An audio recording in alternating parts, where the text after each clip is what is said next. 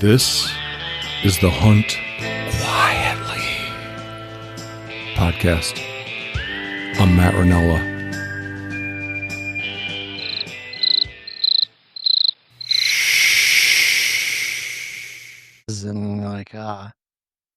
And What it's you got? stressful. You have a podcast. What's your podcast?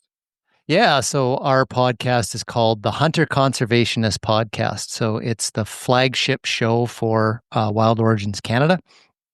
And I've actually got it's more like a channel now. My son and I started the Hunter Conservationist Podcast 7 years ago. Okay. And we do 2 episodes a month. So over 7 years, 2 a month is like we're on 154, 155 coming up. So, but it's become more like a channel. So I have different shows that hang under that channel. Like the Around Canada podcast is like a news roll up type show, like what's going on coast to coast to coast in the country. Do they all have to do with hunting? Yeah, hunting, conservation, wildlife science. Okay. Yeah, so we're not a hunting story type podcast. We're we're in the business of conveying the truth about sustainable use of wildlife and conservation. Yeah, because you're associated with the Origins Foundation. Yeah, we are right? a global affiliate. Why'd they change their name? Why'd you guys it's just a little too gory?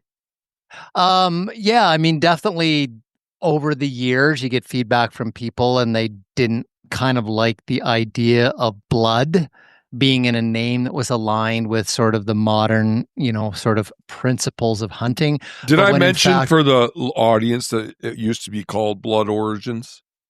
Yeah, I mentioned it. So it's the Origins Foundation now. So rebranding. Yeah. Okay. Got it. But yeah, I mean, it also, when Rob established Blood Origins, like the blood meant that hunting's in our blood. It's part of who we are, our ancestors. Like the lineage, in the blood, kind of. I rather surmised that was what he meant. Yeah, but then of course you're battling narratives out there like hunting is a blood sport and bloodthirsty and all this kind of stuff. But Origins Foundation, and Wild Origins Canada become a little bit more like a broader direction where we're going about sustainable use of wildlife, human wildlife conflict globally, conservation science. It just was kind of a more encompassing brand. So I see. So the central mission is improving or maintaining public acceptance of hunting, right? I think to a degree that's part of it. Like our goal is to provide education and convey the truth about hunting and conservation, because we are up against organizations and individuals who are conveying a narrative about who hunters are and what hunting is. That's not correct. It's not properly reflecting who we are as a community. Oh, what are they saying? The benefits that we have. What are they saying? Hunting's bad. So about hunters. You said about. What are they saying about hunters? Gosh, the narrative about hunters, it depends, where you go and what forum you get in. Hunters are only in it because they love killing things. It's the thrill of the kill. There's some. There's a lot of them. There's a lot. It's not. There is. I wouldn't discourage them from thinking that. But I would. I guess I'd encourage them to believe that there's some of us that aren't that way. Yeah, and that's and that's where we are. We're in the middle to sort of be the balance in the middle. It's just like this. No, this is actually what's going on. And, and another big part of it is the narrative out there is that hunting doesn't contribute to conservation. Hunting is driving animals to extinction. Basically, hunting is cruel. Trapping is cruel and inhumane. And sure, the hunters that go to Africa and hunt, none of that money goes back into conservation. None of it benefits communities or people and stuff. So it's kind of, that's our job globally. My job here in Canada is to kind of step into that arena and say, hey, this is our perspective. Here's the facts. This is, what's going on. But yeah, good stuff doesn't happen in our hunting community, and we'll acknowledge that and speak to it as well. There's occasionally bad stories that come out where you're just like, hey, it's real. We got to talk about this. Hunters, busted for poaching, or or whatever. Or holding wounded ducks in their hands on social media. Yeah, or yeah. cradling wounded bobwhite quails in their hands that they just shot that aren't dead. Yeah. Yep. Or putting dynamite that's under a corn pile and blowing up a pig. Oh, jeez. I haven't seen about that, but yeah. I mean, it's out there, unfortunately. Yeah. So I don't know. I guess that's your field. That's your mission.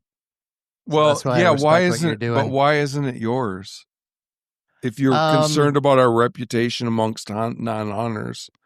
I think it is. I think it's not the thing that we completely focus on, but in the early years, Robbie coined this term, about social media, which is basically like, before you post, think, is this going to help hunting or hurt hunting?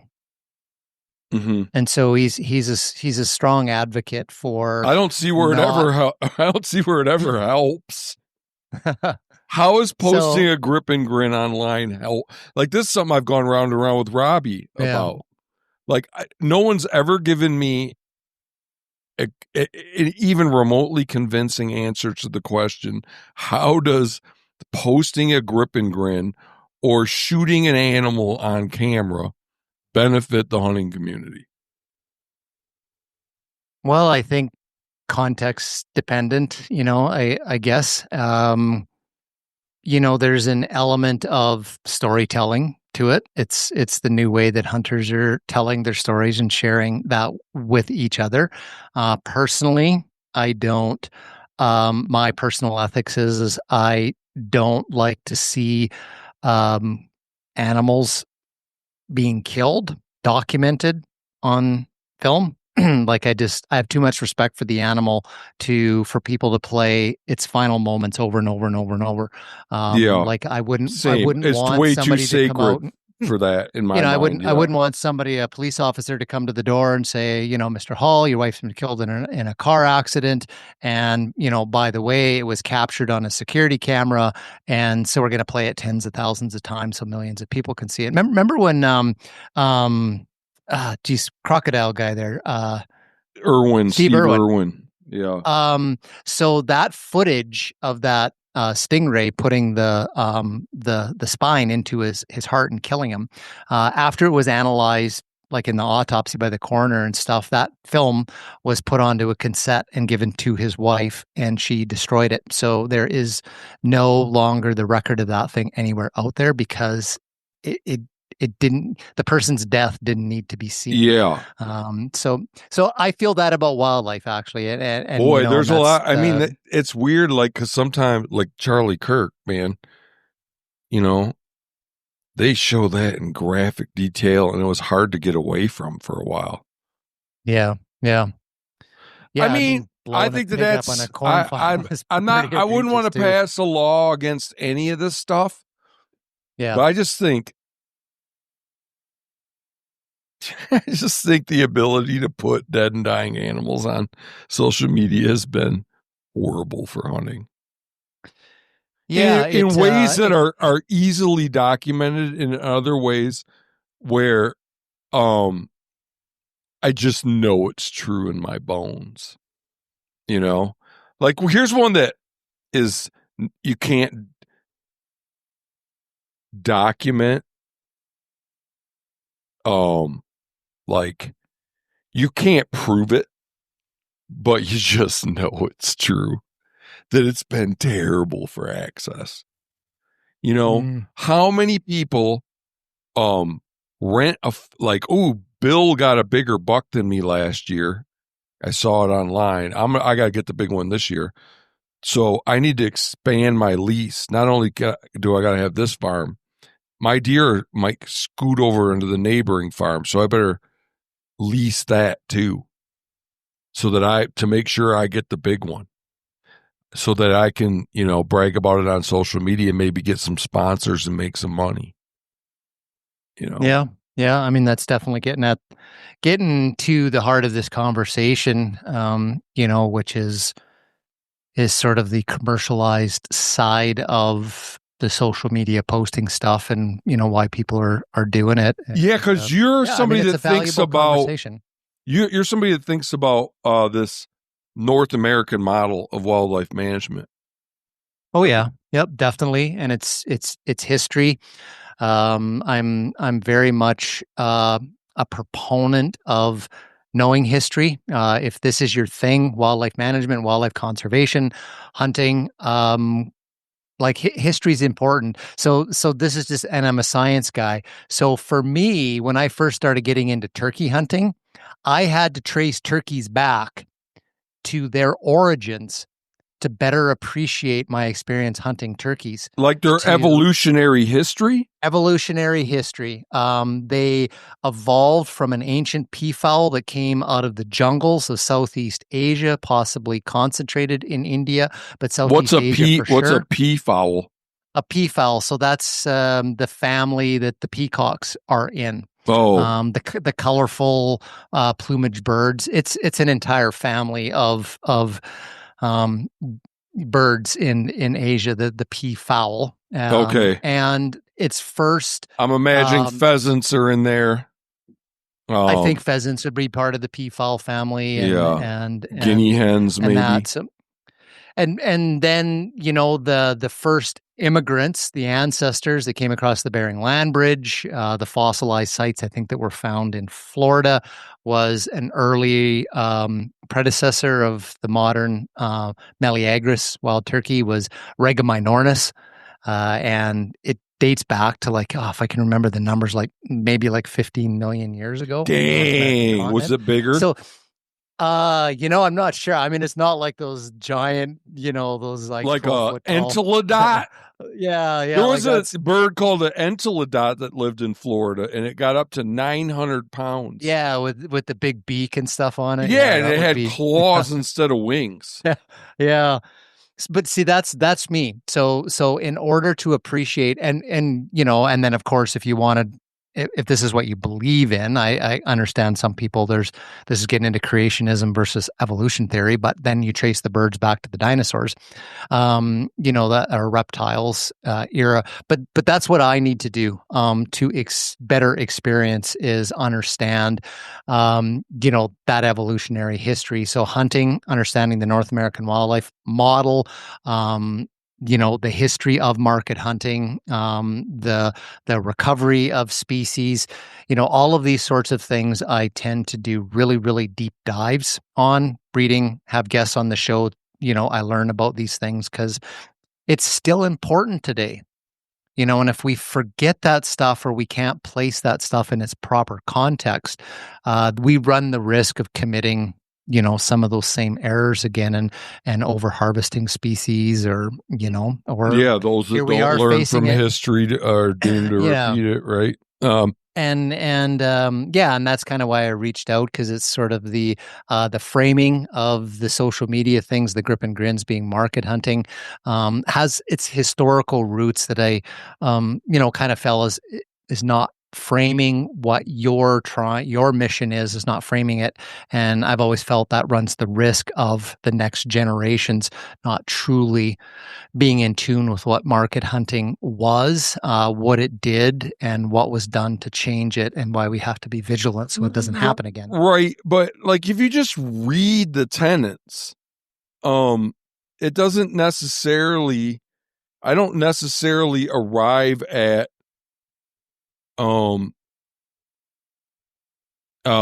market hunting. I mean, one pronouncement of that tenet is elimination of markets for game. Yes. Which so that okay, so anytime in my mind, anytime somebody is leasing up land and selling hunts on it, we're violating that tenet. No. So I'll if you want to dive into it, I'll back up here a little bit. So market hunters. Yeah, but eliminate market for game is another way, another rendition of it. So the markets for game were literally the places where the animals were sold, where the trafficking occurred, the storefronts, that sort of thing. That's the market. Oh, it's a physical market. The market, like, I mean, there's a market for tennis shoes in the United States. I'm thinking of what a market is in the same way that you are. So market hunters were the terrestrial equivalent of commercial fishermen, of the commercial whalers.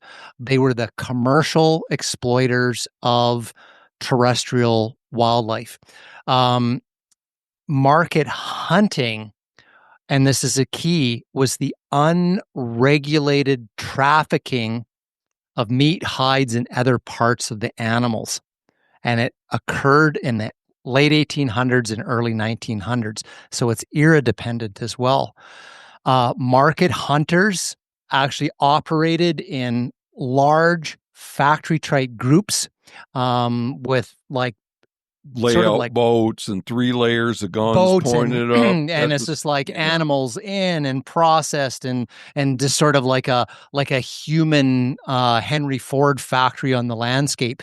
And one of the ways that they operated in is just like commercial fishing and whaling, is they went into areas and they systematically depopulated the wildlife in area, like in an area, and then moved on. Bison, deer, ducks, waterfowl, pigeons, seals, walruses, fish, and freshwater mussels and clams were all part of the commercial market hunting trade. But the key thing was it was unregulated. Oh, well then, so are salmon and pollock and bluefin tuna. I mean, right? Yeah, so the difference is in the 18 or 1900s, this was unregulated. It was an absolute free-for-all of going out and just exploiting. But it doesn't say eliminate regulated markets for game. It says eliminate markets for game. Markets for game. Can't you argue that we're deviating from the tenet by having commercial fisheries? That's a good question. So commercial fishing is fishing, commercially fishing for profit, for a market. Trapping is as well. One of the key differentiating factors between now and in the 19th and 20th centuries was the practices are regulated now. So commercial fishermen have quotas, they have science. It's still the ocean. Why don't we bring back regulated market hunting then? Well, you know what? I've had conversations with somebody about that actually a couple years ago. He's a chef from Toronto, Chef Michael Hunter. And we had that conversation about snow geese. So hugely overpopulated in North American. And he's, like, I can go next door over to Alberta here, and it's like the bag limit is 50 a day. And so we're hunting those things from a conservation perspective because they're wreaking havoc in the Arctic ecosystems. And so we have these generous bag limits, and who's go out for 2 days, you get 100 snow geese. Like he was saying, could we not have those in restaurants? Like, that would be going back to market hunting. And I remember when we posed that, I think that was even like sort of the central tenet of the podcast I did with Michael, and that lit people up. They got mad about that idea? They got mad about that. They were like, absolutely not. No way.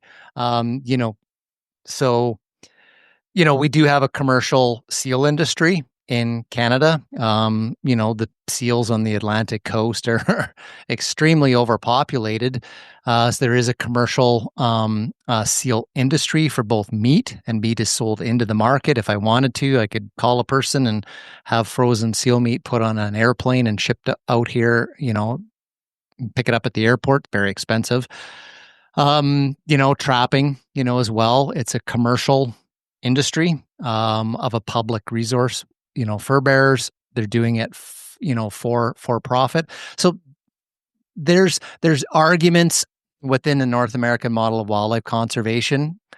For myself, one of the key differences is those industries are regulated. Like we don't see in trapping, we don't see what happened to the beaver population in North America today, which we saw back in the 18 and early 1900s.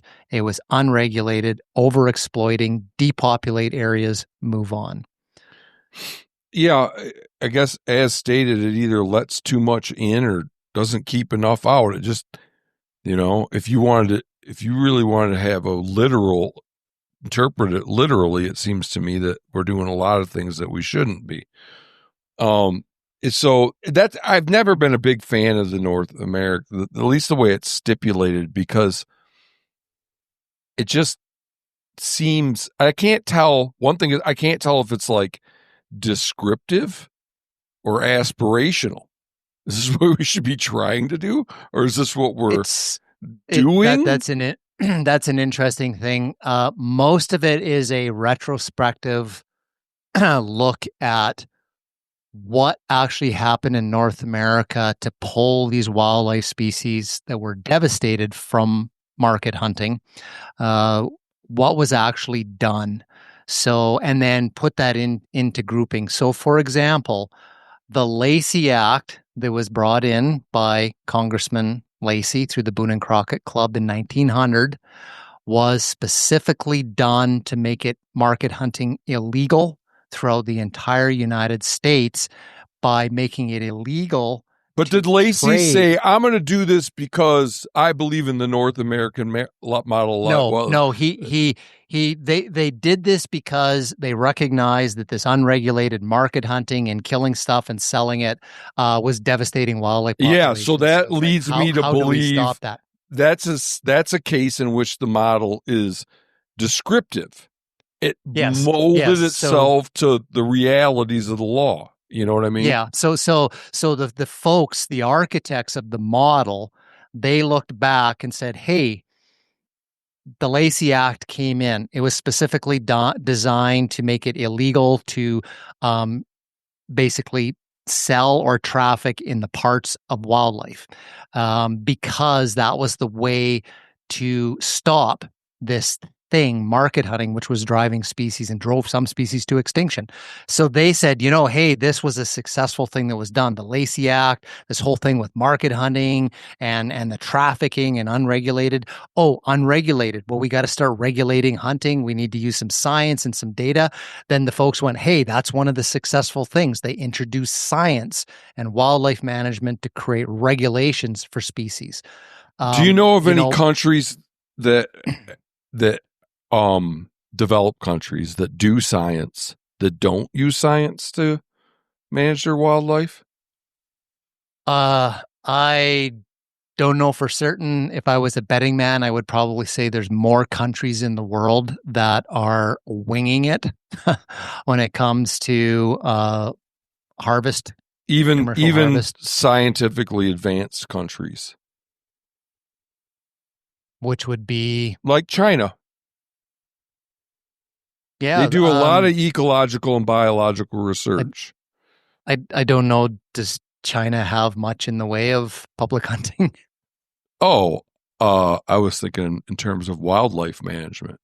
Okay, for wildlife, they probably do because there's everything with. I was just trying to get at: is there a country that we're aware of that is scientifically advanced and doesn't use science to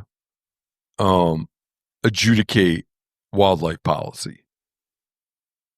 Like I said, I would probably have to say that there probably is, and we don't it depends what you mean by science. Maybe Japan. We don't even do it here in North America. Japan is hell on some fisheries, as we both know. Yeah. And they're still whaling in the, and they're scientifically advanced. And they have huge issues with brown bears in northern Japan and Hokkaido. A couple of people attacked. One person was killed this past week with a brown bear, but highly, highly restricted in the use of firearms. If I remember right, digging into it, you, as a hunter in northern Japan, you actually get a permit to discharge your firearm. So you don't get a hunting license, you get a permit to discharge your firearm. So if you're allowed to discharge your firearm once and you kill a deer and you get attacked by a brown bear, it's actually illegal for you to discharge your firearm again because you're being confronted, by a brown bear. So, guns, firearms, and discharging it is highly regulated there. Whether or not they're science-based or culturally based. I mean, that's the other part about it. I sometimes move away from science because that's a Western perspective to knowledge base. North America had an approach to managing human wildlife harvesting through indigenous knowledge, long before settlement. And there was, knowledge systems in place that, regulated, all types of wildlife harvesting. So there's different knowledge systems, around the world. So if there's somewhere in South America, they're harvesting a certain wildlife animal, but they're not actually using quote unquote modern Western science, but they have a knowledge system in place to know that they can go into a certain area at a certain time, remove certain numbers, and they'll always be there every year. The principles at play, and the principle there is just the picture that emerges then is of a set of guidelines that don't really rule much in or rule much out. Kind of like the commercial harvest one. At least in practice, because indigenous knowledge is not science, but if we're going to start making the definitions more fuzzy, then we can let in indigenous knowledge. You know what I mean? That's where another tenet where it just seems to lack sufficient specificity in my mind. It's also this one is one that we deviate from all the time here in Montana. This science is the way to decide wildlife policy. Like our political representatives just make a lot of wildlife policy, and they're doing it purely for political reasons. And our MOGA, the Montana Outfitters and Guides Association, has a tremendous amount of power, and they often get laws passed, laws that have ecological, biological significance. Like a couple of years ago, there's a hunting region 7 in the eastern part of Montana. The head of MOGA, his name is Rod Paschke, he's been on my podcast. He pushed through this initiative to divide the antelope district in Region 7 in half. And that was done purely because of the way it would benefit his enterprise. None of the biologists were on board with it or understood why we'd want to do it. I think there's a lot of that. See, one of the, and again, it comes back to the North American model of wildlife conservation, our principles and their retrospective principles. One of them was, hey, we've recognized one of the things that successfully recovered antelope and elk and wild turkey and black bears is wildlife managers started regulating the harvest in the species through the use of science. In other words, objective knowledge, right? Science, Western science is a way of knowing. And they recognize, hey, when you do that, when you base your decisions on objective evidence with people that are trained in the scientific method, then good things generally happen for wildlife. So when we see things like political decisions made or decisions that, that aren't based on current data, and then we see the repercussions of population declines, 3 or 4 hunting seasons later, then we're going, aha, see, like we told you, your data set wasn't current and stuff. And to me, that is validating what the architects of the model said is it's kind of like the Bible. It's like, right? If you live by these principles, you're going to be a virtuous person. But more and more, this is about the most I've ever thought. This is about more like this is about the most I've ever thought about it. But more and more, I'm becoming comfortable with thinking of it as aspirational. Yeah, I think like something to strive for, and we deviate from it all the time. But in as much as we adhere to it, things probably are going to go better. Or they're like I tend to look at them more like principles, where people have said these are your best practices. If you do these things and stick to those and adapt them to your local situations, like the public's resource will generally be looked after. That's how I see the North American model of wildlife conservation. Yeah, well, even though they're principles, you still have to decide whether the principles are something we've achieved or are striving towards. Yes. And what I'm saying is it's aspirational at this point, in my view. Yep. And I mean, it gets really complicated, and you get in, well, what about this? And like, what about fish in fish aquariums in pet stores, right? There's a whole entire, they're wildlife, and they're captured by divers off reefs. They're put in coolers. They're put on planes. They're flown. They have a certain number of them die. But it's like, this isn't anything that we have conversations about in wildlife management. Invasive species. Do we need to manage wild pigs in wetlands that are its brood habitat for waterfowl? Do we need science? Do we need this? Do we need to, like, all this sort of stuff, or do we just be like, man, get rid of these things? How do you feel about keeping a fish personally in a aquarium? Let's just take I would think about the same way as if I had a bear in a cage in my studio. Oh, you do? Okay. That's cool. It's a wild animal. It's a wild animal. And see, this is one of my principles is like, you're like William Blake, the poet William Blake. A bird in a cage puts all heaven in a rage. There you go. Yep, there you go. I am too. I am too. No way would I have a bird in a cage or a fish in a I never glass. I never let my kids, when my kids were growing up, I never let my kids go out and catch grasshoppers and frogs and salamanders and put them in Tupperware containers to come back 3 hours later after the sun's moved and find out they were cooked to death. I'm like, no, it's a caterpillar. It's a wild animal. You leave it alone. I wish my brothers were like you were. I wish my brothers were like you were with your kids. Right. I just saw so many buckets of dead stuff that was, like you say. Yep. Yeah. I mean, it's one of the virtues that I advocate to the non-hunting community. And they say, hunters are killers and your cycles and all this kind of stuff. And you go, as a hunter, I raised 2 kids who are now hunters.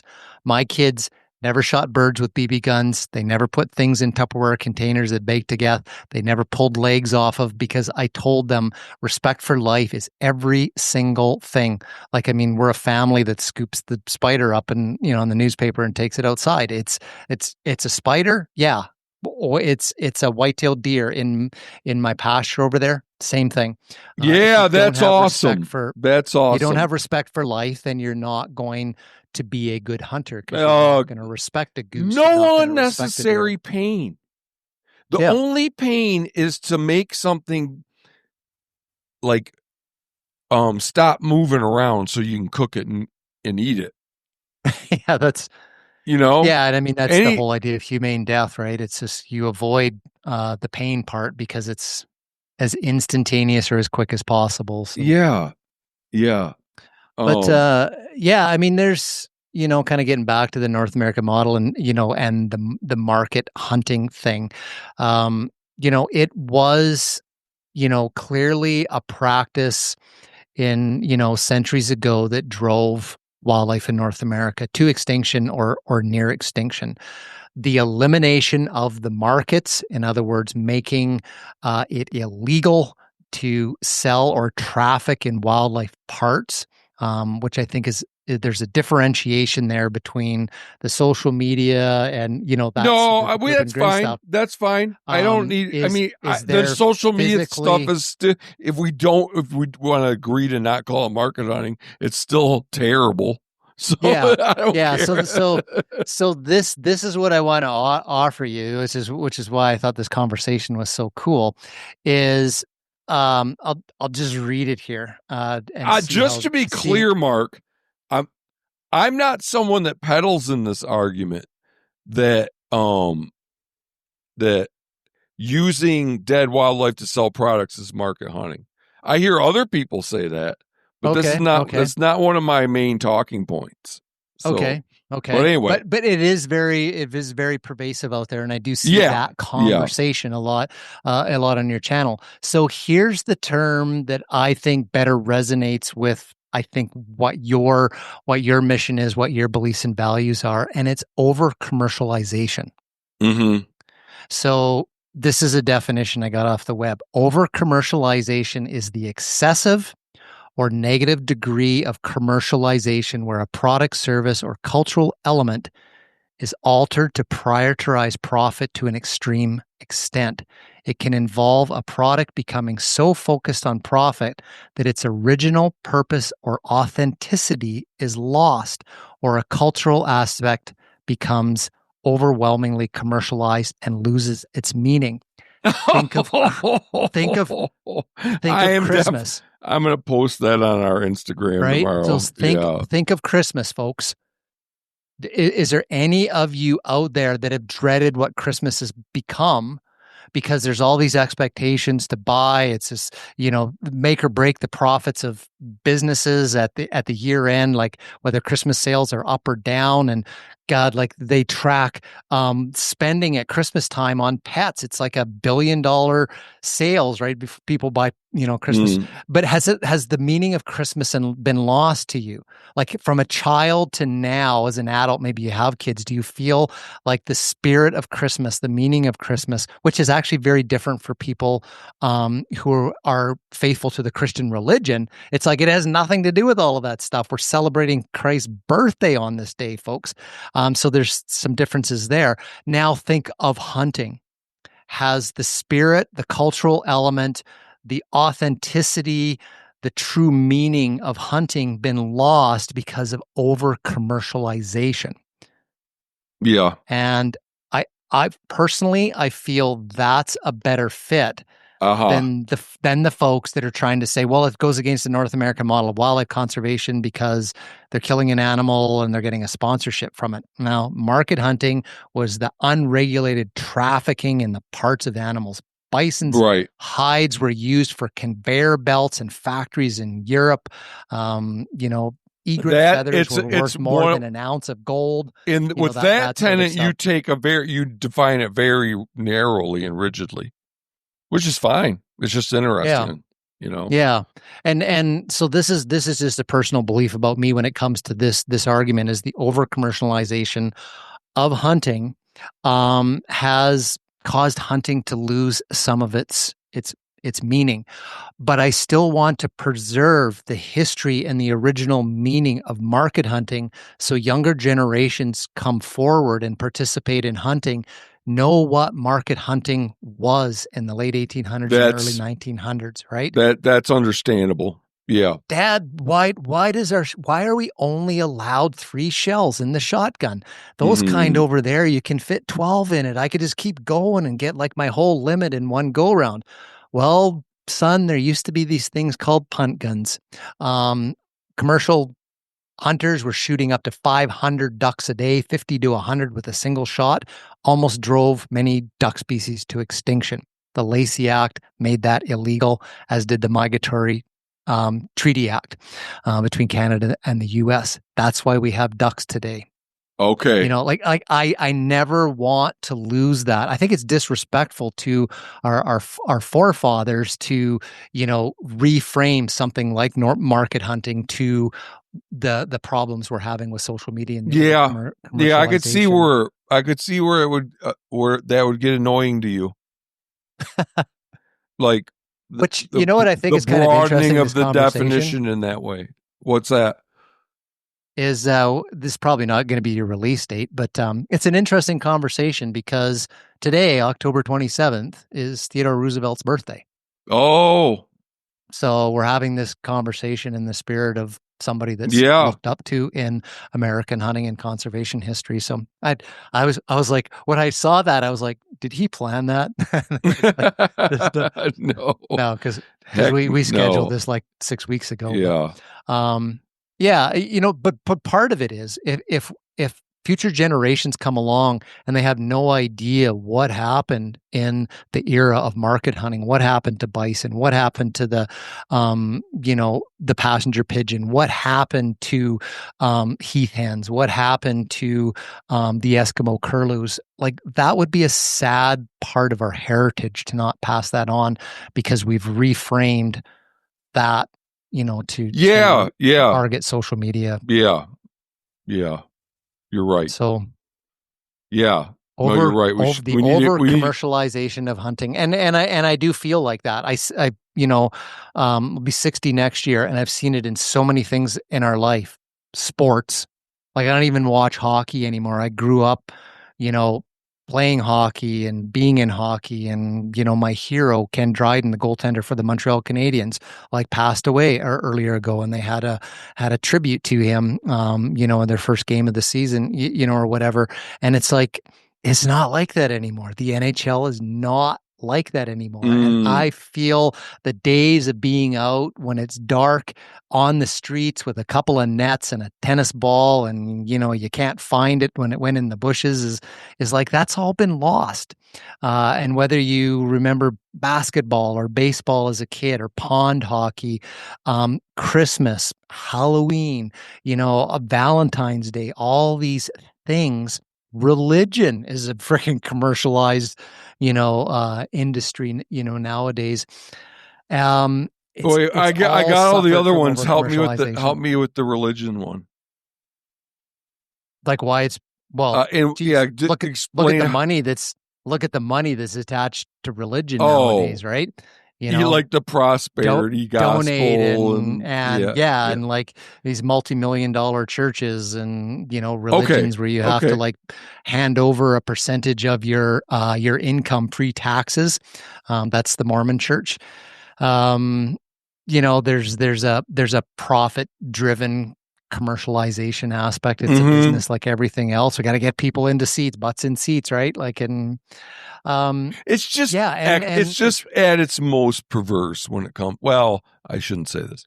The holidays, making the holidays commercializing the holidays is pretty perverse. But so is commercializing the act of harvesting an animal ostensibly for food. It seems like a particularly tasteless thing to hyper commercialize or over commercialize. I mean, and I totally get that, especially when you ask hunters, multi-generational hunters, what are the most important things to you hunting? And you know this, they've done studies on this. It's the killing the animal does not rank near the top. It's spending time in the outdoors, friends and family, and like all these things, these experiences rank above the actual, you know, killing of the animal. Oh, I'm an aberration in that respect, because to me, the thing I like most about hunting is getting something. Yep. Yeah, and I think that's an element of it too. But have you ever gone on a hunting trip and had an absolute amazing time and you remember it to this day and it's a memorable part of who you are, but you didn't get something on Oh that yeah, trip? yeah, yeah. Yeah. Absolutely. So Yeah. there's other currencies, there's other things that you're getting from hunting that are filling your soul. Right. And when you take that away from individuals, because that's very personal. Nobody else can tell Matt Ranella what your currency is in hunting, what you will or will not remember and hold in your heart to a over commercialized model, which is telling you what it is. It's telling you how to dress. It's telling you what's important. It's telling you what you need to get out of the field, how you need to approach hunting before, during, and afterwards. It's And impacting your thought process while you're doing it. yeah, oh, I gotta, I gotta stop glassing up and down and go left or right or whatever. Yeah, It's whatever like the dude said to do, the guy. yeah. So, so I think that's the part that's unfortunate about what modern communication has done for hunting is it's the over commercialization has got at the the true authenticity of what hunting is, and it's unfortunate because there's folks out there nowadays that aren't like me, where I hunted with my grandfather and my father, and it's like there's some family traditions.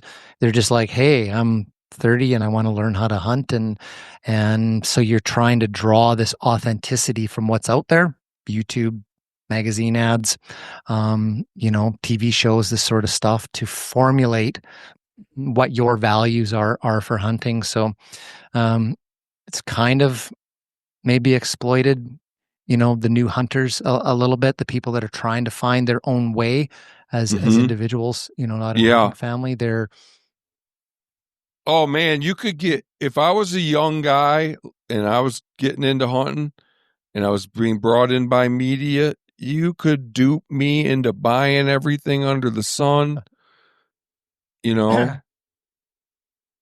yep, I would and yep. I would just I would guess would just impulsively think that there's nothing wrong. Like, oh, I'd kind of think getting into hunting and starting a hunting channel are part and parcel of the same thing.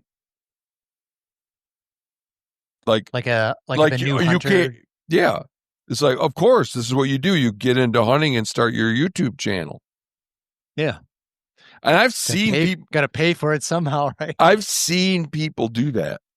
Men Yep. and women I've seen do that very thing. They take up hunting and become a hunting personality simultaneously. And if they're attractive, it'll happen real quick, you know. That's my problem.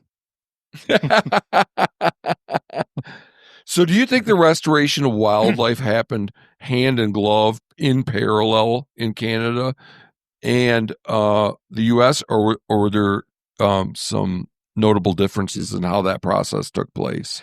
Well, there's a few differences that kind of go back to like how the countries gained their independence. So that to me is a real foundational element. The United States basically separated by war, right? And Canada didn't. They kind of like negotiated, sort of separation, the British North America Act, and became the Dominion. So culturally, how the countries, started were a little bit different. So that led to some different things, which I'll get to, but a commonality in both the War of Independence and Canada's separation, becoming the Dominion, is people in North America, the settlers, didn't like the idea of the wildlife and the resources here belong to the king across the ocean, right? They're Ah, like, hell no. I'm gonna go get myself like a deer and I'm gonna feed and my I ain't family. gonna So check with there's the a king. yeah. So there was a little bit of that was kind of in both countries. There's some differences a little bit, which Canada doesn't have the public land system. So our provinces and territories have crown land, which is essentially, public land. Uh, but it doesn't, a crown land in British Columbia where I live, it doesn't belong to somebody who is in Newfoundland. But if there's public land in Montana, that does belong to somebody who lives in Florida. I see. Come and get a non-resident tag. So that's a little bit of not a barrier. national. It's not national land in the same sense. So part of the reason that came about is when the provinces were signing on to Confederation in Canada, one of the things that they did not want in Canada is the federal government having control over its natural resources, including wildlife. So the authority for natural resources, fish, wildlife, other than the migratory species, salmon and waterfowl, which stayed federal, the provinces wanted jurisdiction. So if the province is responsible to manage elk in the province of Alberta, that is for the people of Alberta. You can't just freely come in because it's public land in Alberta and well, it's the same way it is in the States, right? If you replace the word province with state, that's how it is here, But you can buy a non-resident tag in Montana and live in a different state and come. Oh, you can't do that in Canada? No, you'd have to have an outfitter, or you would have to come with I knew that if I went host. I knew if I went up there as a U.S. citizen that I'd have to go with an outfitter. I didn't realize if I was in Quebec and I wanted to hunt in Nova Scotia, you could either go with a friend who's a resident. Oh, you can do that? You can do that. You can do that in Canada. It's got like a hunter host program. Oh, actually, if we were related, I could actually bring you up from the U.S. under a hunter host program. We could hunt together. But in the country, said, hey, Mark, in country, it's only a friend. If it's that's interesting. Yep. I had no idea. So something like that is a nuanced difference in Canada that does actually affect, when it comes to advocating and standing up for hunting nationally. But this is just big game, right? Because ducks, people can go up there and buy a license and hunt ducks. It's the migratory waterfowl. Your hunting license is federal, so I can buy my federal migratory bird license and I can hunt anywhere in Canada with it. I would still have to purchase a provincial hunting license. So if I go to Alberta, I have my federal migratory bird permit and I would have to get an Alberta hunting license, but I could just go there on my own and hunt. And a lot of U.S. citizens, it's a little bit different and it's changing, can come up to Canada and hunt waterfowl as well. Yeah, well, it's getting tightened up. Yeah, there's been issues in like provinces of Manitoba and stuff and like shorter, like it used to be that people from the U.S. could go up to some province up there, stay all duck season. And now they have to draw a license, I think, and then they can only be there for a week. Yeah, that's in Manitoba. Okay. Yeah. And there was... That's why we need more duck hunters. Yeah. I mean, overcrowding is what caused all that, But it's actually interesting, like, since the 1960s, the numbers of waterfowl hunters in Canada are plummeting. A fraction of what they are, but all of our migratory waterfowl species are going the other direction. So it's a real oxymoron. It's like hunter numbers are going down. A lot of that has to do with age, and waterfowl numbers are going up. So so you guys have good data on hunter numbers, longitudinal data. I can go into the federal Environment Canada databases and look at. And you're just going based on licensed sales. Yep. Okay. Yep. That's interesting. Of course. And those data are publicly numbers as well. So. What? Really? Yep. Yeah. Oh, you guys we don't have that. You have a national database with harvest numbers? Yes. And license sales. Oh, man. I might end up looking into that for for a few. I thought you would have had that for sure. No, well, I mean, in the U.S., absolutely. No, it's just because there's the obligation between all of the jurisdictions under like the North American treaty, migratory waterfowl treaty is, in each of the flyways, there's the rules of what each of the countries and states have to do, length of the season, harvest numbers, all that kind of stuff. Here, we don't, that's not publicly, the number of duck hunters is not publicly available. It might be, you might be able to. Oh, interesting. Yeah, no. There's a number. Here's what you can find. You can find the number of hunting license holders in each state. Not number of people that bought a duck license. You guys sounds like better data than we do. When people want to like say something about duck hunter numbers in the U.S., they look at the number of duck stamps sold. And I was on this dude's podcast once, and he's showing me this graph of the number of duck stamps going down, and I'm like, I can't help it that people don't do stamp collections anymore. Yeah, that one kind of messes up your data set a little bit, because you can't filter out who's just buying it because they like the stamps versus, Yeah. I don't really care. So I could get online and go, this is how many people have hunted moose each year, and how many moose were harvested each year in Canada. That's going to vary by province and by species. Oh, so there's not a one-stop shop for that. No, that would be each province and territory, because like moose hunting would be the responsibility of like the Manitoba government. So you can generally go into it might be, the lag time might be a year down the road, but you can then see, well, what was the total moose harvest the year before, the numbers of moose hunters. And but you'd have to go to every province's website to do that. Yep. But with ducks, that's not the case. With ducks, no, because that's federally managed. Yeah. Yep. Okay. Yep.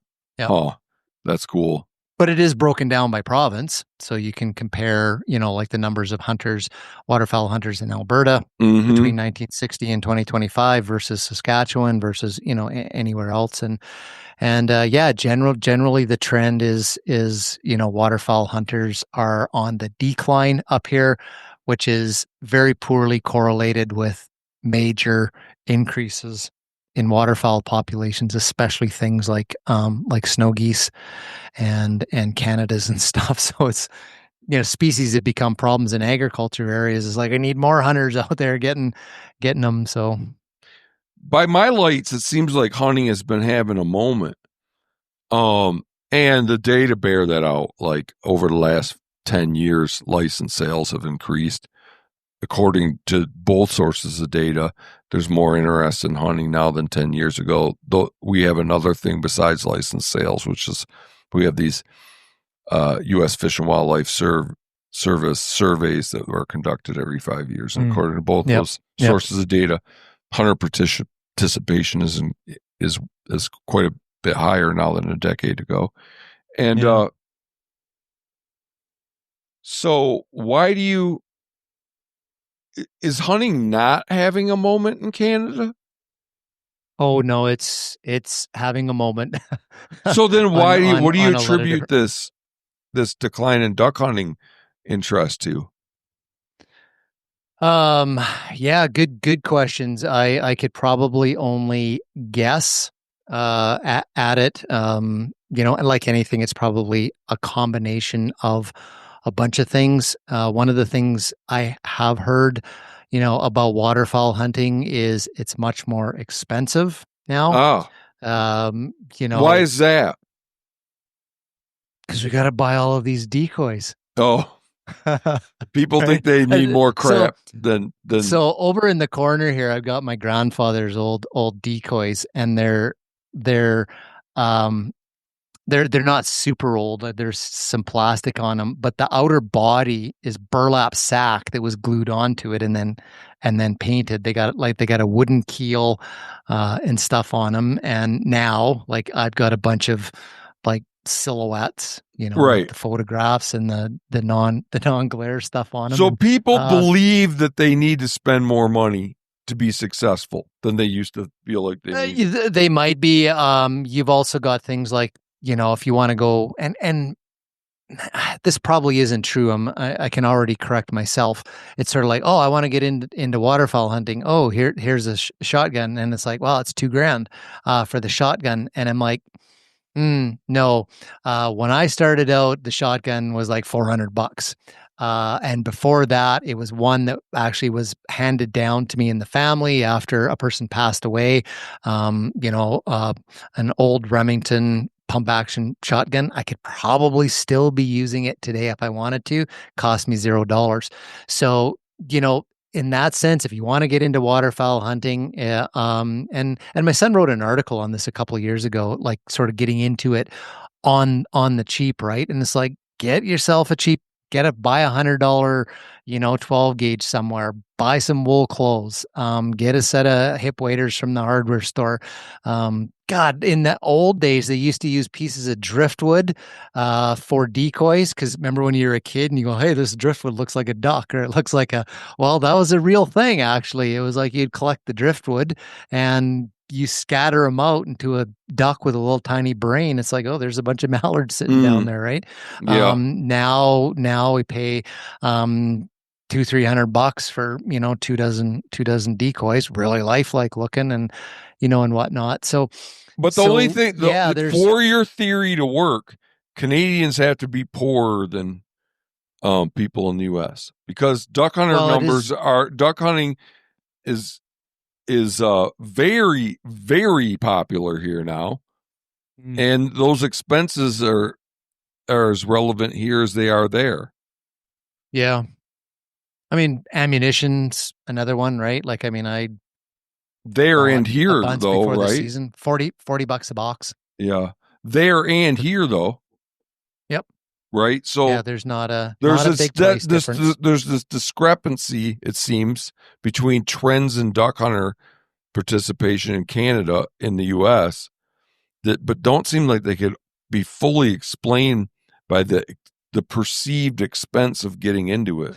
No, this is just one of the things. How about access? Getting into. So, yeah, I mean, this is an interesting one as well. The prairie provinces, which is the duck factory of North America, the pothole region, is farm country.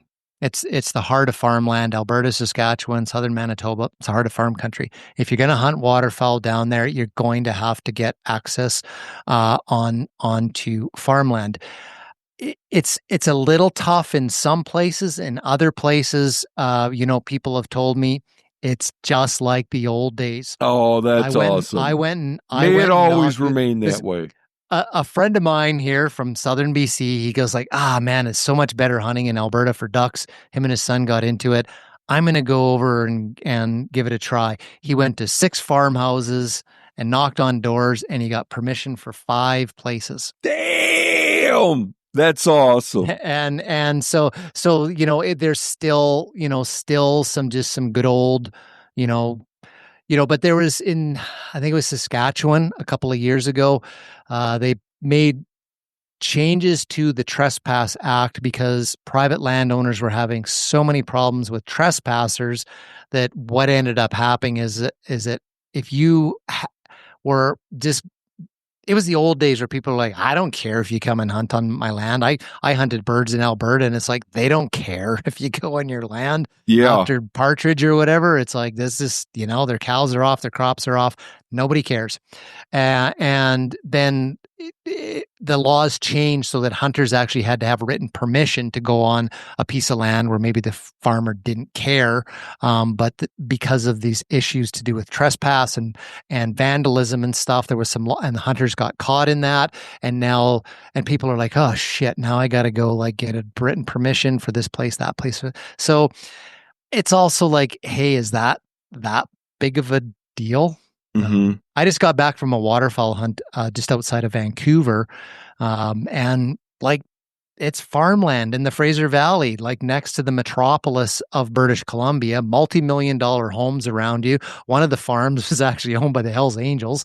And it's like, well, whoa, if you lost a duck over there, you're like, well, we're not going over there with the dogs to get it. And I didn't even know there was still. I didn't know there was still Hell's Angels. That's blowing me away. Oh shit, yeah. But the fellas that hunt there, that have access on the lands, the farmers want them there because they got blueberry crops, cranberry crops, grain crops, and they get ravaged if they seed the grass. When the teals start hitting peak migrations, they can absolutely devastate fields. So these guys got like 8, 10, 12 fields on the go. They got big blinds set up. They're managing all that. They harvest thousands. They take tons of people out. They're harvesting thousands of birds a year. They've got depredation permits to hunt for the farmers outside of the regular hunting season for us, because there's crop protection hunting. And these guys hustle. They hustle their ass. They work with the landowners. They're, this and that, and they clean up their wads and everything out of the fields, and they buy them gift cards or whatever. So these aren't the farmers want them there. Okay, is the farmer letting just anybody on? No, they usually are exclusive to like certain individuals, and these like friends these guys got friends of the farmer. No, they're people that like they've met the farmers over the years. Okay. Granted access. I got like you. The two guys I know, they could bring whoever they wanted. The farmer doesn't care. It's just like you're responsible. It's like, I need you to kill birds in that field, and I don't want to mess. I don't want these different things or whatever. But so they got to hustle. They got to work. So it's still possible. Yeah. Even in populated areas, you got to have a little bit of like get up and go, knock on some doors, just kind of like what you're doing with the Hunters for Access program or whatever, right? Like it's a different time. It's not just that's old Henry's field or whatever. Right. He doesn't care. But it's bearable. It's like, what you're describing is bearable. Bit more. Manitoba had its problems. Manitoba was having an issue where folks were coming up from the States. They were getting exclusive access on some of the private land. They were baiting the birds. The resident hunters were like, geez, shooting lake comes along and we watch 10,000 ducks go by and land over in that guy's field. We got nothing. And so they're like, hey, something's got to be done. The law's got to be changed so that, and that was part of what happened in Manitoba that we talked about earlier with a permit system and whatnot. So it is variable. It's, in where I live in British Columbia, it's 90% of the province is Crown public land, where if you go somewhere to like a little tiny area like Nova Scotia, it's like 2% is public land. Okay. So we have that, that's like the States, like different country. Places are way, way different. Yeah. Yeah. I would hate to be a hunter and live in Florida. I couldn't imagine, right? Like, God, is there any animals down there when I fly out of, one of the big airports there? And looking down, it's like, yeah. Is duck hunting, is that your main thing? It is now. I've been in it for about 8 years now. It wasn't something that was part of my family. That wasn't part of my heritage. My grandfather on my mother's side and uncles, in the old days, they used to go to Alberta and Saskatchewan, hunt ducks. But by the time I came along as a kid, that grandfather had quit hunting. My family on the Hall side, all big game hunters. And big game, it's like moose and elk open on the 1st of September, and when it closes in October, that's it. Don't care about deer. Okay. Like just a moose and elk family. Yeah. And so I started to get into it just because I reached a point like in my late 40s, mid 40s, where I'm like, this 5 and 6 hours of staring at my toes, stair climbing up into the mountains, like looking for an elk and a mule deer, probably not going to last forever. But I want to keep hunting as long as I can. And, you could literally like wheel me out into a field or whatever, and I could still waterfowl hunt. And then I got a dog. And then, of course, that changed my whole perspective. It's like, I don't want to go hunting for anything else and leave him at home. Yeah. So, Yep. yep. That makes sense. It's definitely become my thing. But yeah, yeah, I love it. So, but I'm lucky. I got pretty good access where I am, and that's cool. um, That's cool. That's good. Anything else you want to chat about? That's all I had. no, I think it's a great conversation. I think what you're standing up for, um, to me, really fits in this idea of the loss of authenticity in hunting because of the over commercialization. And it's not just the social media and the grip and grins and the influencers and stuff that that we see going state to state to state and getting 5 elk. I've seen you like, who needs 5 elk, right? I'm like that too. Who needs 5 elk? You know, you don't. But I also see those changes in magazines, and all that kind of stuff. Like, God, when I was a kid, a friend of my dad's who was a big hunter and stuff. I was over at their place one time, and he was like, "Hey, come here and have a look at this. Tell me if you want these." And he had these boxes and boxes in the hallway downstairs of old hunting magazines, like hundreds and hundreds of them. And he goes, "Do you want these?" And I'm like, "Sure." And for like half my childhood, I was in my bedroom, and it's just like I had stacks of these things, old Peterson hunting magazines, old Field and Stream and stuff. And it was like, oh man, I want to like hunt a brown bear in Alaska, and I want to get a mountain goat one day, and I'd sure like to get a caribou, and and just like all this stuff. I look at those magazines now, and I'm like, where's the hunting stuff that I saw as a kid, right? It's like it's all ads. Oh, And yeah. it's changed. So like that's different. That medium is different. That medium has over commercialized, hunting as well, because, unless if you want to read a story, about hunting, it's like you better buy a book. Yeah. Like one of the old classics or whatever, because even magazines are, you just kind of like Yep. flip. Oh, what's a new caliber that's out this year? It was tested in the field or whatever, and there's an article for you.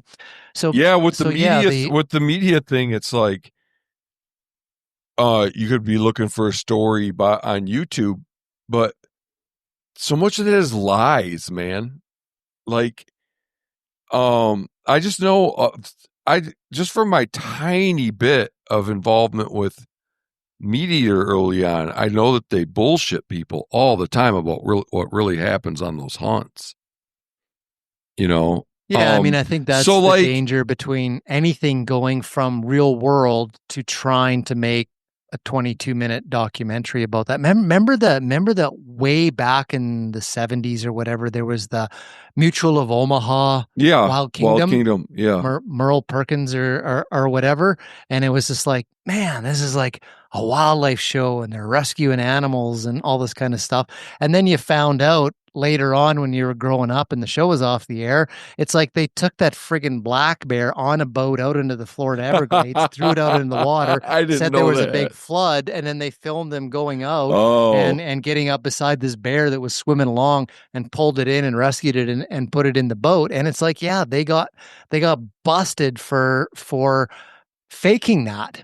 And that's what the pressures of commercialization of even making conservation films, did. So I'm I sure just there was think all that types that's of stuff. more. I just think that that's more wrong than like people kind of eye roll about that. To me, it's more consequential. Like, I guess unless you're going into it already suspecting that you're going to be seeing a bunch of stuff that's not true, but there's some like, I mean, it has to at least appear the people that make hunting media or the Mutual of Omaha thing you were talking about. They know that it has to appear plausible. It's not like they CGI a freaking pterodactyl into the middle of it and shoot that. So Yeah. it's like that leads me to believe that they want you to think everything they're doing is true. Because they never do anything entirely implausible. So that just drives me crazy. It just feels like you're disrespecting your audience to put some, and then when I mean, there's hunting media, a part of it, it's like, wait a minute, with hunting media, I'm like, wait a minute, it's terrible for access. It erodes the motivations of the hunting community. It destroys the value of how hard work by spot burning, through spot burning. It causes hunting bans, including 2 I'm aware of in your country and 1 in your own province. And it's not even true. The ban on grizzly bear hunting in BC. Yeah. The final nail in the coffin of the public debate was a horrific YouTube video of guys shooting a brown bear on a snowpack in the springtime, and they couldn't hit that bear in the vitals if their life depended on it, and it was a horrible scene, and that got out into the public purview. And if there was anybody that was sort of like, okay, like, I mean, the hunters are saying they'll, take the meat and, and this sort of stuff, that was it. Nope. Saw that. That sealed the deal. The funny part about it is that the film came from Alaska. It wasn't even, but it didn't matter, right? Like, they were Canadian hunters in Alaska? No, I don't know. Anything to do with it, but it got used in the debate in BC at the right time, going, "Hey, look." I was not aware of that wrinkle. Oh, that's interesting. Yeah. So when people started getting death threats and that sort of stuff, it disappeared off of YouTube or whatever. But in the circles of people that I knew that were on it early, said, "Geez, this is the impact it had on us." And and it was more than just that. There was a lot of grip and grin stuff that actually contributed to the public narrative about grizzly bear hunting and just being purely a trophy hunt. I mean, it's a tough one because even if you try to hide stuff, in this day and age, like, geez, you go to the UK, they got the hunt saboteurs, and like they got drones now where they're flying, and they got people, and like their eyes on you. You don't have to be like videotaping and posting it or whatever. You're being spied on and filmed, and that's being documented and shown, to the world. So I wasn't aware of that. I think, some of these things of how this visual stuff is being used against, the hunting community. I think in some way, shape, or form, there's so much drive in the anti-hunting community. They would have found a way to somehow expose it, even if it was people like posing as hunters and going on a lion hunt in Africa because they wanted to film it or whatever. And like there's a will, there's a way in the anti-hunting community, and I think they would have found some way to say, look what all of these bastards are doing in hunting, right? So, yeah, I mean, that one doesn't strike me as... Speaking of Roosevelt, and I have actually seen this. So, given that it's Roosevelt's birthday, I don't want to offend anybody and his honor, but as a Canadian, I have read cover to cover African Game Trails by Theodore Roosevelt. It is a massive book, almost 600 pages. There's some really horrific stuff. Oh, I bet. Yeah, because that's his nonfiction book about. Yeah, it was just the accounts of after his presidency. He spent the year in Africa, and there's like some of the things that happened during the hunting. It's like, whoa. But this is the icon of conservation and hunting in the United States. Yeah, but right. This is also something that happened like, a long time ago. So there's some temporal relativity of like social acceptance and those sorts of things. Yeah, there wasn't an anti-hunting movement back then. No, and it's just sort of like, oh, if you could, shoot this or shoot 2 of those and ask questions later. That's just kind of how everybody did it back then. But I actually have seen in the anti-hunting movement, people have gone back and going, hey, look at who these hunters hold up as being the icon, Mr. Roosevelt. Look at some of the things he did on his trip in Africa, and like even just the sheer numbers of animals that he harvested on that trip because they were for museums. Like that gets exploited back to us, and that is nothing but a black and white text book that somebody had to read to extract all that out of. So that's why I kind of say, in the absence of social media and Instagram, there's a will, there's a way. They probably would have pulled a lot of stuff out of the literature that does exist. So yeah, I suppose that's true. But I mean, to be a little bit fair, I think one of the things that this modern communication tool has done for us, I don't think it needed to be as publicly advertised. It's probably made all of us in some way, shape, or form maybe a little bit better hunters through the sharing of information, like the emphasis on shooting accuracy and, learning about distances and bullet drop and, even as horrific as what they are, of seeing the slow motion picture of a duck and the blue dot, and the duck exploding in the air in slow motion. I kind of think how many people have watched those videos and went, "Oh my God, I'm not leading it enough, and that's why I keep hitting it in the back legs and in the guts, and I'm losing ducks." And they've used it as a way to become better. I've had the conversation with other people before. I would not want the value of that. I wouldn't want to defend the thesis that there's no value in hunting media.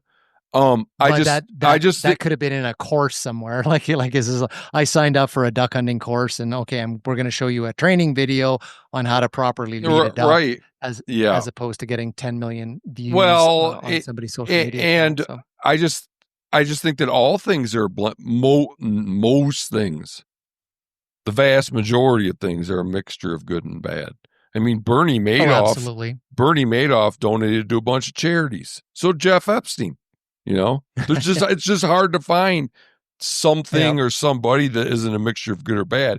I just think that the bad far outweighs the good with hunting media. Yeah, and see, I'm the other way. I see the good in people. I see the good things that hunters do, the good things that people do, because it's also what our mission is about, right?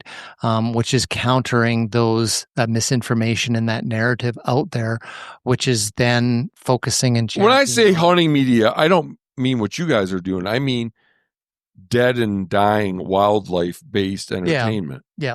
That's all I mean. I do hunting media, Yeah.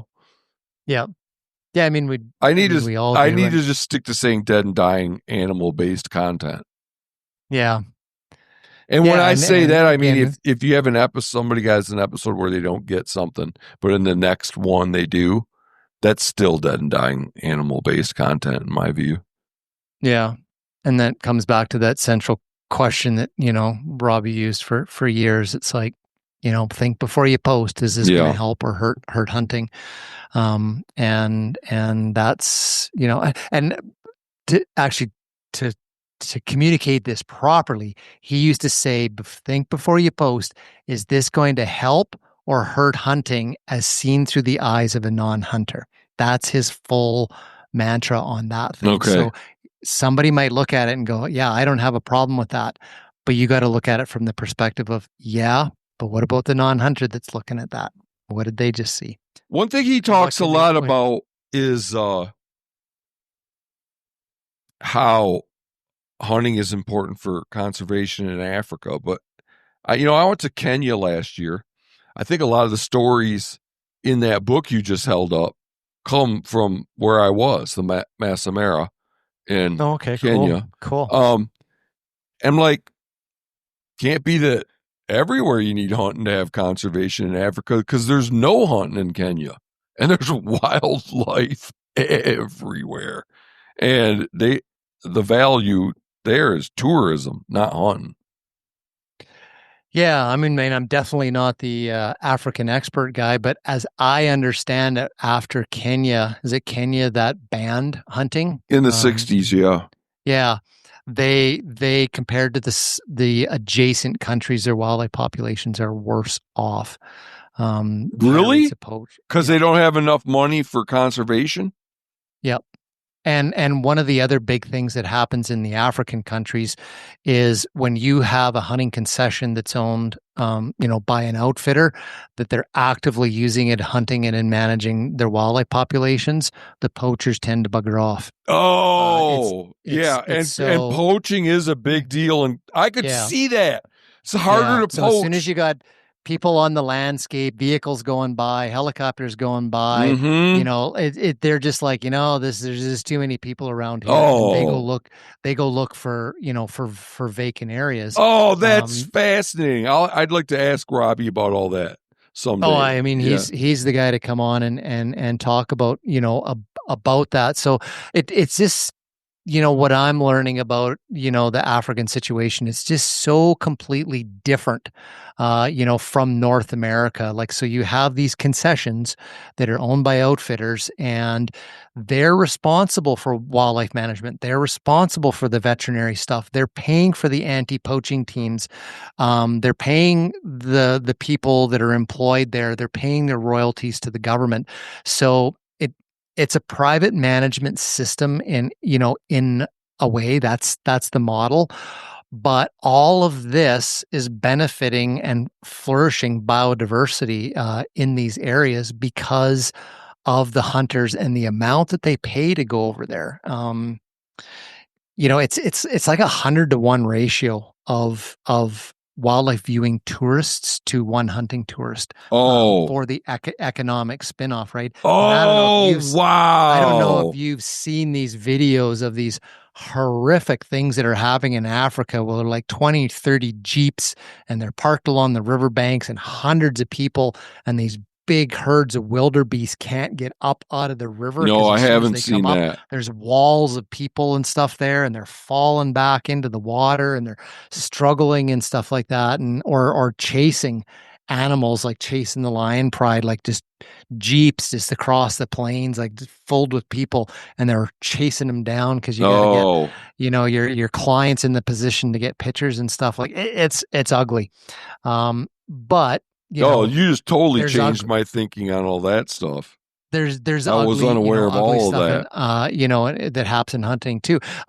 Tourism in Africa, like another aspect of it is they don't go into the hard to get to places.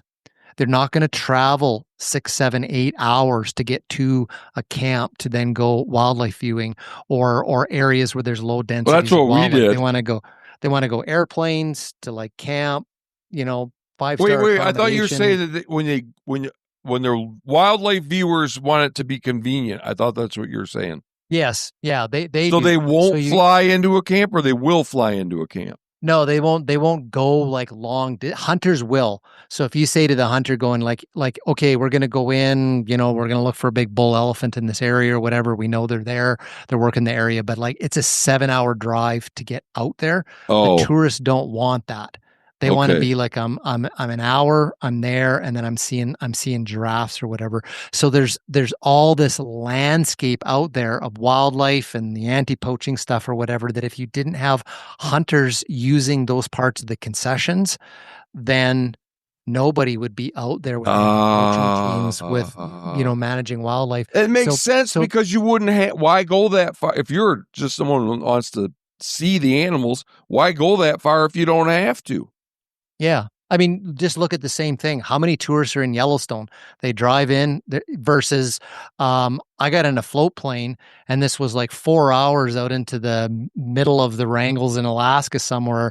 And like, man, look at all the caribou out here. How many tourists do you see out there? Because nobody's going to be, I'm not going to go out there. Oh, it makes perfect sense. And risk the lake freezing over and not getting picked up on my scheduled pickup time. And spend the extra cash even. Yeah, exactly. And so that's part of the African model, as well. Okay. Is having outfitters. And that's why, Robbie advocates that hunting and wildlife viewing in Africa are compatible with each other because they both have their efficiencies in different places of the landscape, which can benefit local economies. I see. But it's not.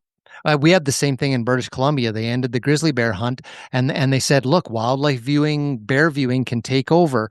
Bear viewers pay a lot of money. It makes more than hunting. And it's like, yeah, it's a couple of small areas on the coastal part of British Columbia, and all of the interior areas and all the interior grizzly bears where hunting tourism was through the outfitters. There's no bear viewing operations out there. Low densities of bears, hard to get to places. Can't beat a mouth of a salmon stream if you're paying, money to view bears and take pictures of them. So, the entire province is not being utilized by the bear viewing industry. All because a couple of Alaskans had to shoot a bear, perforate a bear, and put it on social media. Kinda. There was more stuff too. There was an NHL hockey player who got charged, and whatnot. So a lot of bad things hit the press during the debate about whether we should be hunting grizzly bears in British Columbia or not. But bottom line is social media and pictures and all that sort of stuff played a significant role in how the public in British Columbia perceived who grizzly bear hunters were and what grizzly bear hunting was about. Sure. And it worked against us. It definitely worked against us. Yeah.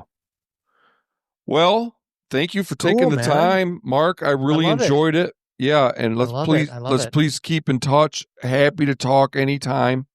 No, I enjoyed this. I love these types of conversations where you can dive deep, on subjects with people, and you ask hard questions, which is good as well. I think that's needed. I think your voice. There's a lot of congeniality. There's a lot of congeniality on podcasts, like too much. There's too much people just getting along. Yeah, kind of. I think we got along fine, but I'm just glad. I just like to press people and make them sweat a little bit. No, it's good because then, I think it's like good old fashioned debates, right? You got to have a logical argument, and some people are really good going, well, what about, have you thought about this? How would you, and it makes you flesh your arguments out a little bit better. Yeah. You totally changed my mind about hunting in Africa. I'm way more on board now that you laid that all out. Yeah. And that's just a tiny little bit of what I'm learning from, being more close to, to the real world, what's going on there. Robbie's the guy. He's got a lot of really good documentaries, about, things that are going on in Africa. And, it's interesting. I hope to get over there one day. I don't necessarily want to hunt, but I definitely want to go over there and just see what it's like, because to me, it's like being on the moon. It's just such a different world. The model's different than North America. I'd love to see the driven hunts in Europe, maybe in Poland or Romania or something, because that's part of where my ancestry does. What's a driven hunt? So the driven hunts are where you have hunters in like stations. Drive. They do drives, and then you do like hundreds of people that are walking the landscape and dogs, and then all of a sudden, like the hunter has like herds of pigs or red deer or whatever, like running past them because there's a group of people coming over the other side of the ridge. So they're pushing the animals to hunters in. Yeah, I grew up driving bunnies and deer. Yeah, there you go. Yeah, push the bush, and whitetail hunting and in the open country. But I mean that I have that interest because the Polish hunting model, that's their culture, the way they celebrate their hunts afterwards, the sprig in the mouth, the little bit of the dip of the blood on the hat. Like there's the horn ritual. There's a whole ritual to that, which has a very rich culture attached to their hunting model. Okay. Tiny bit of the Polish hunting is in my blood somewhere, and like I would love to go see what that's like, just from the cultural experience thing. Like I said, I don't have to hunt, just because I can't put it in my freezer. So I'm like, yeah, like I'll go with you. Yeah. And see you shoot the pig or do whatever, or we'll cook it up afterwards. But for me, hunting is kind of like, it's got to go in my freezer. Yeah, I agree. If I was gonna go on an African hunt, I would just want to watch. And if I was gonna go to Poland, I just have no desire like to go to some foreign country and be like, oh, there's a red deer, never seen one of those before, I think I'll shoot it. It's like I have no relationship with those animals. And for me too, like the satisfaction comes when I get an animal is like I've figured this animal out. I've essentially outsmarted it. So I've sort of said, if I did hunt Africa, one of the animals that I would be interested in hunting would actually be a leopard. But the way I would approach it probably wouldn't work, because I would want to go over there and say, okay, you're here for 10 days. I'm going to be behind these trackers day after day after day, walking ground, because we're looking for pug marks. And it's like, I want to be, where are they? How are they moving? Where are they going to be? What are they going to be doing? What animals are they going to be hunting? Where are we going to be looking for the tracks? Like, I would want to learn that animal inside and out. And if I reach day 10 and go, we finally got on a track, but you've run out of hunt time, that would be just amazing. Because I would walk away knowing, you know what? I know what goes through the mind of a leopard. Mm-hmm. Next time I might be able to get myself, but just to roll over there and go, yeah, we've had one on the trail cam for 3 days now. He's a big male. Like, we got the meat hanging in the tree. We got a blind built, and no, it's like, I want to go find one. I don't want to. I want to go somewhere where you don't know whether there's a leopard in the area or not, and we're going to work together to see if there is. If I get one, great. If I don't, but that's just me. That's just well, that's I would probably not make a good client if I got into guiding, because I would be like, no, let me figure it out. Yeah, right. All right, Mark. Fun stuff, man. Appreciate it. And have a good evening. Thanks so much for taking the time. Yeah, thank you. And hope we can get together again. I hope so as well.